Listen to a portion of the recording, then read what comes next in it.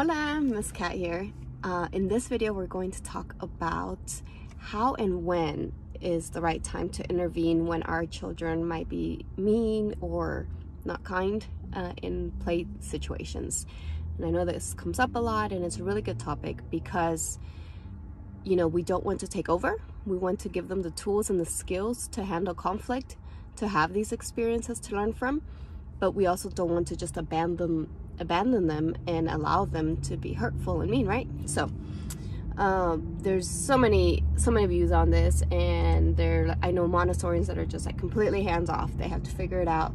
I know Montessorians like the one that I used to be is like everybody's included. You must allow everybody to play with you.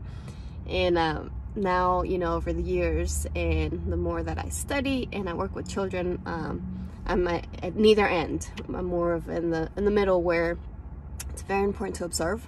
Just observe. Just like anytime that you're using observations and working with children, try not to intervene. Try to observe objectively as much as you can, which is hard. If you feel like your child is being mean, you know, you're gonna take that personally and be horrified. But try not to take it personally. Like, you know, they're not awful people. They're not going to be serial killers.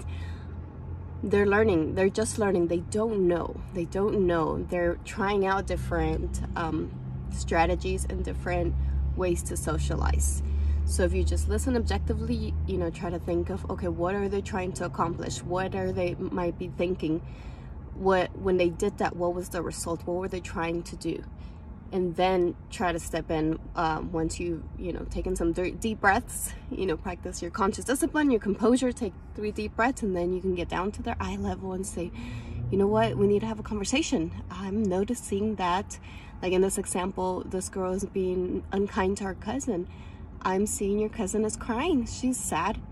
I heard this happen. Tell me about it. And, have this discussion with her and say things like that. That hurts your cousin's feelings. Look at her. That hurts her. She's sad. That hurts my feelings. My heart feels pain to see that.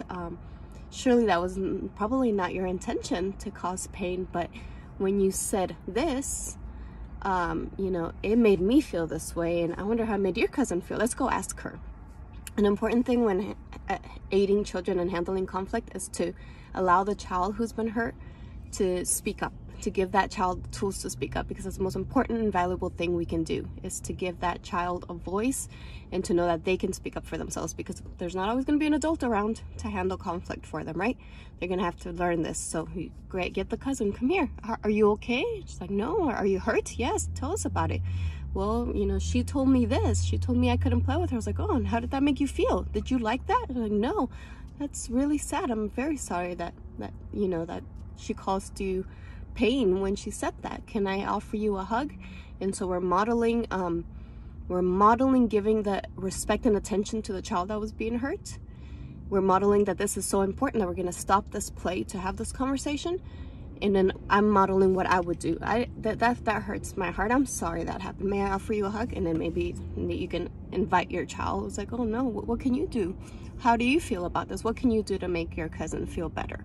Would you like to offer her a hug or tell her that she's been heard, and find different ways that she can learn to remedy a situation, so she's not scolding her or making her feel bad about it? Just be like, oh man, that was hurtful. I'm sure you didn't mean that. We all make mistakes, but how can we make this better? So that is my recommendation for working through that. And another important thing that I wanted to say on that, like my daughter and I were talking last night, and she told me, she said, I don't like that in Montessori you have to include everybody. I was like, I'm sorry if you've seen that. That's not necessarily accurate.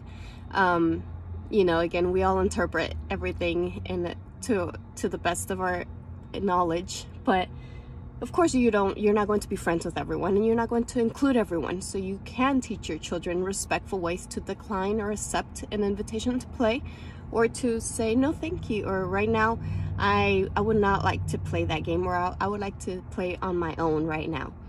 I just always distinguish, especially when it happens unfortunately a lot with girls and even boys around the age of 3, as early as 3, that they're starting to find those dynamics of testing out what it's like to form little groups and leave somebody out. That's what you have to watch for. Like if they're leaving one person out, that's when I tell them like, oh, well, I understand that you don't want to play with him, but the other 3 of you are playing and it's just him on his own. So that's not nice. That doesn't make him feel good. So what can we do about this?